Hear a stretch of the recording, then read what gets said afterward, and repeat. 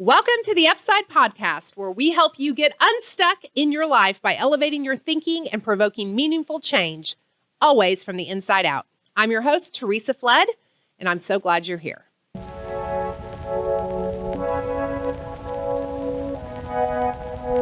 Today's episode, we are going to talk about limiting beliefs.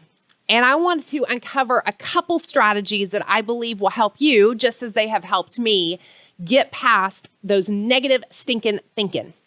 So what is that? What is a limiting belief? We have all had them. We all have them regularly if we're completely honest with ourselves. But those are those little thoughts that whisper things like, you can't do that. You're not good enough for that. You don't have what it takes. Or it could just be a thought that causes you to think small or to dream small, to not go for the biggest and the best potential. It's anything that holds you back from reaching everything or grabbing the opportunities that are right in front of you. So limiting beliefs are just mental blocks that keep us from growing.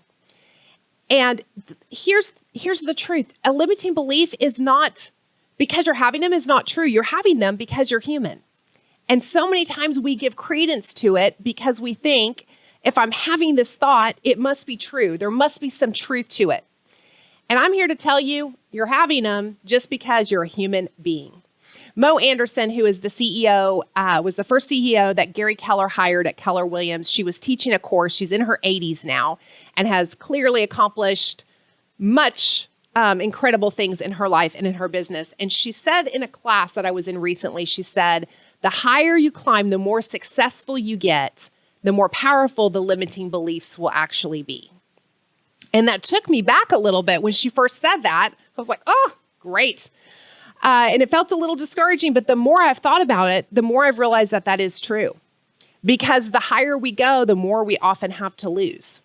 And as we grow, the risks are often greater and bigger.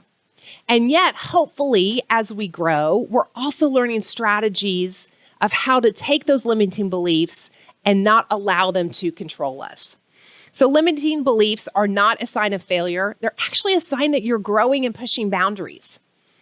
So I would just challenge you, if you're encountering limiting beliefs right now, if you've got that little nagging voice trying to tell you to slow down or to think small or to not do something, it's probably because you're about to break through into a new area. You're probably challenging yourself or doing something that you've never done before.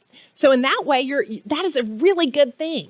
Sometimes we just get so comfortable and we don't have these challenges because we're not actually pushing ourselves to grow. But certainly we don't want to leave these unchecked. So how do we break free from these limiting beliefs? I want to give you 3 things that I believe will help you. And the first thing is we have to identify them. You just have to call it out. Let's be real with ourselves, be honest about it. Calling it out and saying what it is doesn't make it more powerful and true. You got to get it out of the dark. It's kind of like when you're a little kid and you've got the monster under the bed. How does mom or dad help ease those fears? They go turn the light on. So many things just grow when we allow it to live in the dark, unsaid. And so number 1, I would encourage you to just identify what it is that is stuck in your head. And then ask yourself, where did this belief come from? And then ask, is this even true? And when you bring the thoughts into the open, you're going to take away their power. But then the second step to that, because identifying it isn't enough, is that you have to differentiate between what you can control and what you can't control. So when we have a limiting belief, what it actually does is it puts us into victim mentality because we feel powerless. It takes us out of the driver's seat. We feel like we're a victim to whatever it is around us that we're not going to be able to succeed. And so the key is to figure out what in this can I control and what in this can't I. So I would ask yourself the 2 questions. What part of this situation is in my power to control? And what steps can I take right now to move on forward? So for instance, maybe you're having the thought that I'm not the best there is at this particular. I see all of these other people and they're way better than I am. Okay, well, guess what? You can't control how good anybody else is. That's out of your control. Whether you're the best or not, actually, you can't control anybody else. But what you can do is control how hard that you work to improve every day. So reframing that and saying, every single day, I'm working to become the absolute best that I can be. Or maybe it's, I don't have what so-and-so has. You can control the fact that you're coachable, the fact that you're willing to learn, the fact that you're willing to work hard for what you want. So focus on not what's happening around you. You can't control whether people like you. You can't control whether they receive you. You can't control whether they think you're valuable.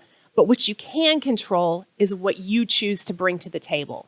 And when you start focusing on the things you control, you're going to rob that limiting belief of its power, because it causes you to not see yourself anymore as a victim, but as the one that has the power to make change. And then the third thing that you should do, for number one, we're going to identify it. Number two, we're going to determine what we can control and what we can't. And then the third thing is to reframe with evidence. Reframe with evidence. So your brain is hardwired to find what you believe and what you're looking for. So you've heard this before, I'm sure. When you buy a new car, all of a sudden that car is everywhere. You thought you were the only one with that particular car. You get it, and then literally it's everybody on that road on the road has the same car. It's because your brain is programmed now to look for it and to find it. So if you focus on the negative, if we focus on what we can't do, I promise you, you're not going to make yourself a liar. You will always go out and find evidence to support that belief. But if you're looking for evidence to support the things that you can do or the things you can control, eventually your brain is going to get in sync and it's going to find the evidence to prove that that is correct. So look at your past successes. When have you overcome things? Go back to those days and celebrate those wins.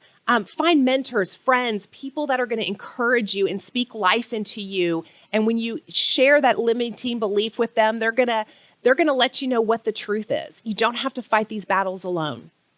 And yet, we're never with that person, our biggest cheerleader. We're not with them 24/7. And so we do have to learn how to become our own encourager and take our own thoughts captive and not let them run us around. So remember, reframing this is not about ignoring a reality. It's about choosing to focus on the possibilities instead of focusing on the limitations. And when you focus on finding the positive, when you focus on the upside, what I promise you is that you will find it. So one of the things that I ask, instead of saying, why me, I say, why not me? Or I can't with, how can I? And when you start making those little shifts, it's actually going to open up your mind to solutions. So limiting beliefs, ladies and gentlemen, does not mean you're failing. You're just a human being. And it probably means you're on the verge of a major breakthrough in your life. So I encourage you to implement these things, call them out, focus on what you can control, reframe them with positivity, and with intentional steps on this, you can get that mind in line with your goals. So take a moment today, identify one limiting belief that you've been holding on to, and I encourage you to step out and break free. So please share this episode with somebody who maybe needs to hear this message. And remember, when you invest in your growth every day, you will yield great returns in your business and your life. Thank you for joining me on the Upside Podcast. We'll see you next time.